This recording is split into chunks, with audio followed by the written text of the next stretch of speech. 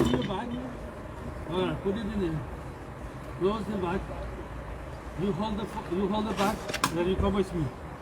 1 second. Let me put my watch in there as well. Sí, está ahí el carro lleno de Safe, let me agua. put it there.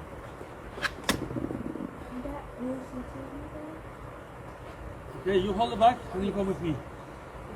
I'm gonna take you. My friend is coming. It's full. The car is full of water. It doesn't make a difference.